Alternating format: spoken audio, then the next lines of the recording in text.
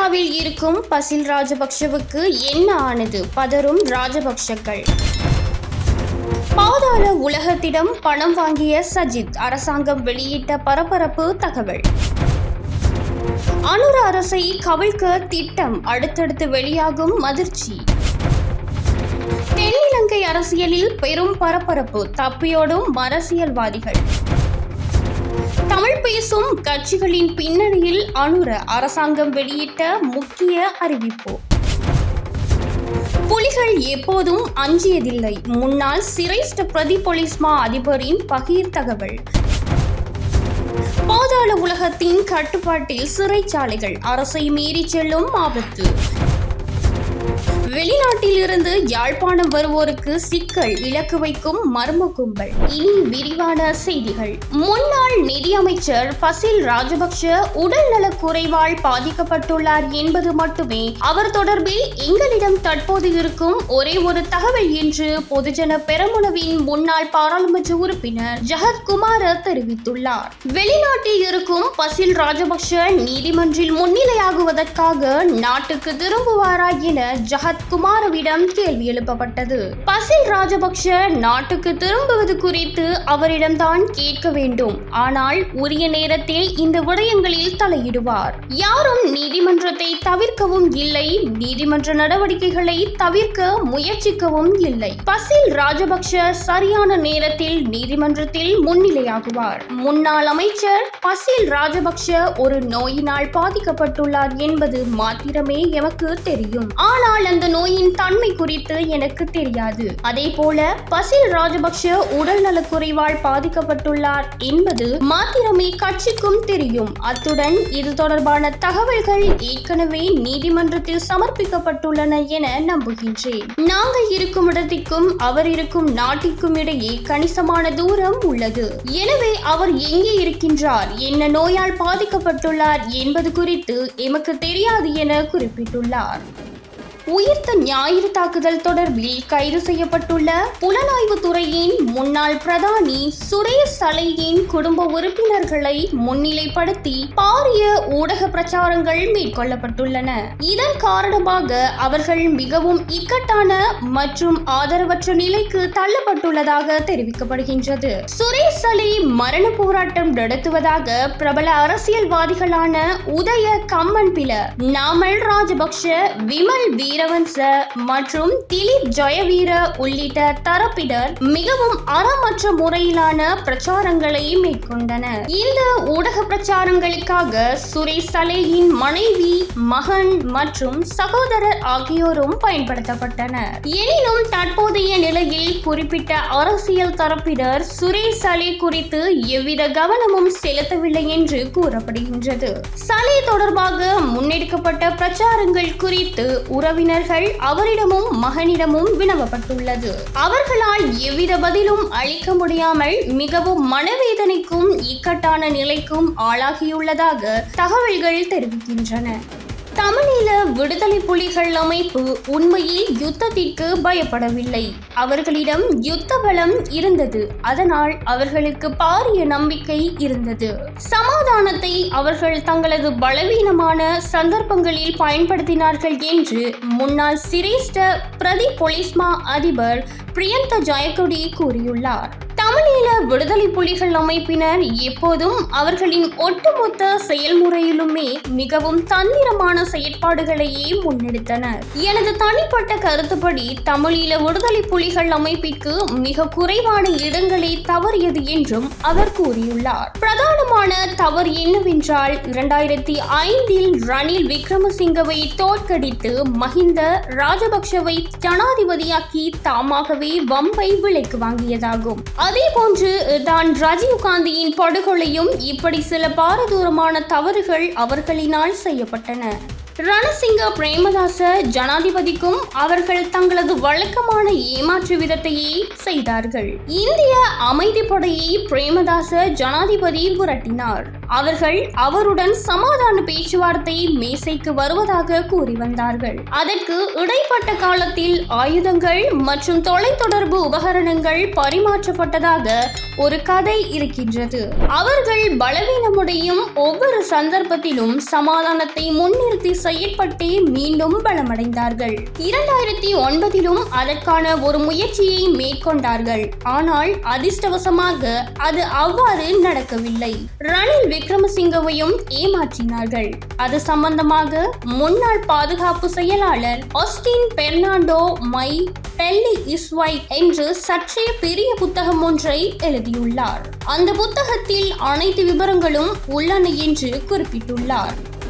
எதிர்க்கட்சி தலைவர் சஜித் பிரேமதாச பாதாள உலக குழுக்களிடம் பணம் பெற்று வருகின்றார் என ஆளும் கட்சி பிரதி அமைச்சர் ஒருவர் சுமத்தியுள்ள குற்றச்சாட்டை முற்றாக நிராகரிப்பதாக ஐக்கிய மக்கள் சக்தியின் பாராளுமன்ற உறுப்பினர் முஜிபுர் ரஹ்மான் தெரிவித்துள்ளார். நீர்கொழும்பு சிறைச்சாலை மோதல் சம்பவத்தில் 31 பேர் உயிரிழந்துள்ளதுடன் அரசின் மெத்தனமே இதற்கு காரணமாகவும் அமைந்துள்ளது. முதல் நாளிலேயே மோதலில் ஈடுபட்டவர்களை தனிமைப்படுத்தியிருந்தால் 2ஆம் நாள் ஏற்பட்ட உயிரிழப்புகளை தவிர்த்திருக்கலாம். சிறைச்சாலை நெருக்கடியை கையாள தவறிய நீதி அமைச்சர் அர்ஷன நாணயக்கார உடனடியாக பதவி விலக வேண்டும். அவருக்கு எதிராக நம்பிக்கையில்லா பிரேரணை கொண்டுவர எதிர்க்கட்சி தீர்மானித்துள்ளது. நீதிபதிகளின் ஓய்வு பெறும் வயதை அதிகரிக்க அரசு எடுக்கும் முயற்சி நீதித்துறைக்குள் குழப்பத்தை ஏற்படுத்தும். பிற துறைசார் பற்றாக்குறைகளை தீர்க்காமல் ஒரு துறைக்கு மட்டும் சலுகை வழங்குவது ஏனைய துறையினரிடையே அதிருப்தியை தோற்றுவிக்கும். அத்துடன் எதிர்க்கட்சி தலைவர் சஜித் பிரேமதாச பாதாள உலக குழுக்களிடம் பணம் பெற்று வருகின்றார் என்று ஆளும் கட்சி பிரதி அமைச்சர் ஒருவர் சுமத்தியுள்ள குற்றச்சாட்டை நான் முற்றாக நிராகரிக்கின்றேன். இது ஆதாரமற்ற பொய் குற்றச்சாட்டு. தைரியம் இருந்தால் பாராளுமன்றத்துக்கு வெளியே குற்றப்புலனாய்வு திணைக்களத்தில் முறைப்பாடு செய்யட்டும். புதிய அரசியல் கலாச்சாரத்தை ஏற்படுத்துவதாக கூறி ஆட்சிக்கு வந்த தேசிய மக்கள் சக்தி பழைய அரசுகளின் அதே அரசியல் பாணியையே பின்பற்றுகின்றது என்றார். தமிழ் பேசும் கட்சிகள் ஒன்றிணைந்து உருவாக்கியுள்ள புதிய சங்கமத்தின் பின்னணியில் அரசாங்கம் இல்லை என்று அமைச்சரவை பேச்சாளரும் அமைச்சருமான நலிந்த ஜெயதிச திட்டவட்டமாக தெரிவித்தார். இதன்போது நேற்று முன்தினம் கொழும்பில் உருவாக்கப்பட்ட தமிழ் பேசும் கட்சிகளின் ஒன்றியத்தின் பின்னணியில் அரசின் தலையீடு ஏதேனும் உள்ளதா என கேள்வி எழுப்பினர். எதிரணிகளின் ஒன்றிணைவு குறித்து எதிர்க்கட்சி தலைவரிடம்தான் நீங்கள் கேள்வி எழுப்ப வேண்டும். ஆளும் கட்சிக்குள் ஏதேனும் பிரச்சனைகள் இருந்தால் என்னிடம் கேளுங்கள். எதிரணிகளை ஒருங்கிணைத்துக் கொண்டு பயணிக்க வேண்டியது எதிர்க்கட்சி தலைவரின் பொறுப்பாகும். பாராளுமன்றத்தில் ஆளும் கட்சி தரப்பில் எமக்கு 159 நாடாளுமன்ற உறுப்பினர்களின் பலம் உள்ளது. அவர்களுடன் நாம் எமது பயணத்தை முன்னெடுத்து வருகின்றோம். எனவே புதிய கூட்டணிகளை உருவாக்க வேண்டிய தேவைப்பாடு எமது அரசுக்கு கிடையாது என்றார். தமிழ் பேசும் மக்களின் பிரச்சனைகளுக்கு தீர்வு காண்பதற்கான வழிமுறைகளின் ஓர் அங்கமாக பொது கட்டமைப்பொன்றின் கீழ் இணைந்து செயற்படுவதற்கு 6 பிரதான தமிழ் பேசும் கட்சிகள் தீர்மானித்துள்ளன. இலங்கை தமிழரசு கட்சி, ஜனநாயக தமிழ் தேசிய கூட்டணி, இலங்கை தொழிலாளர் காங்கிரஸ், தமிழ் முற்போக்கு கூட்டணி, ஸ்ரீலங்கா முஸ்லிம் காங்கிரஸ் மற்றும் அகில இலங்கை மக்கள் காங்கிரஸ் ஆகிய கட்சிகளே இவ்வாறு ஒன்றிணைந்துள்ளன என்பது குறிப்பிடத்தக்கது. எத்தனை கூட்டணிகளை அமைத்தாலும் தேசிய மக்கள் சக்தி அரசாங்கத்தை அசைக்க முடியாது என கடற்தொழில் அமைச்சர் ராமலிங்கம் சந்திரசேகர் தெரிவித்துள்ளார். தமிழ் முஸ்லிம் கட்சிகள் இணைந்து உருவாக்கியுள்ள கூட்டணி என்பது அது வெறும் கூட்டு சாம்பாரமாக மாறும் என்பதில் மாற்று கருத்துக்கள் இடமில்லை என்பது மக்களுக்கு தெரிந்த விடயம். இந்த கூட்டணி இந்த நாட்டில் லஞ்சத்தை ஒழிப்பதற்காக, மோசடிகளை ஒழிப்பதற்காக, திருடர்களை பிடிப்பதற்காக, இது போன்ற நல்ல வேலைகளை செய்வதற்கான கூட்டணியா? அல்லது திருடர்களை பாதுகாப்பதற்கும், வஞ்சகர்களை பாதுகாப்பதற்கும், ஊழல் மோசடிகளை செய்பவர்களை பாதுகாப்பதற்கான கூட்டணியா என்பது எல்லோருக்கும் நன்றாக தெரியும். இந்த கூட்டணியில் இருக்கின்றவர்களை பார்க்கின்ற பொழுது கடந்த காலங்கள் நீதிமன்றத்தால் குற்றவாளிகளாக காணப்பட்டு இன்றைக்கு பிணையில் இருக்கின்ற நபர்கள்தான் அதிகமாக இருக்கின்றார்கள். அவ்வாறு பிணையில் இருக்கின்றவர்களுக்கு நாளைக்கு கம்பி எண்ணுவதை தவிர்க்க முடியாததாகிவிடும். அதனால் சிறைக்கு செல்வதற்கு முதல் எதையாவது செய்து இந்த அரசாங்கத்தை வீழ்த்தலாமா அல்லது அரசாங்கத்தை மாற்றலாமா என்கிற முயற்சியில் ஈடுபடுகின்ற ஒரு போக்காகவே இதனை காணக்கூடியதாக இருக்கின்றது. எந்த வகையிலும் இவ்வாறான கூட்டணி அல்ல. இதனுடைய அப்பனால் அமைக்கப்படுகின்ற கூட்டணியாலும் தேசிய மக்கள் சக்தியை அசைக்க முடியாது. ஏனென்றால் இன்றும் அவர்கள் கூட்டணி அமைத்துக் கொண்டிருக்கின்றார்கள். நாங்கள் மக்களோடு கூட்டணி அமைத்துக் கொண்டிருக்கின்றோம், மக்களுடைய செயற்பாடுகளை முன்னெடுத்து வருகின்றோம் என குறிப்பிட்டுள்ளார்.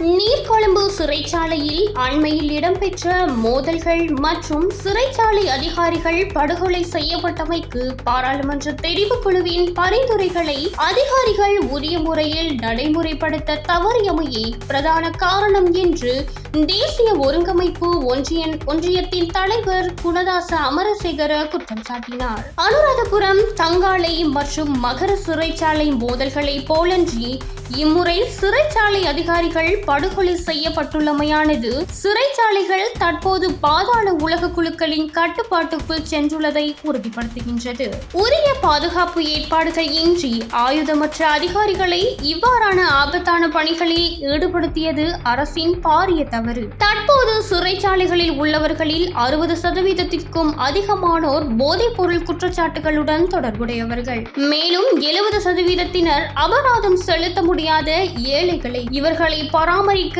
அரசு நாளொன்றுக்கு தலா 1000 ரூபாவுக்கும் மேல் செலவிடுகின்றது. புதிய சிறைச்சாலைகளை அமைப்பது இதற்கு தீர்வாகாது.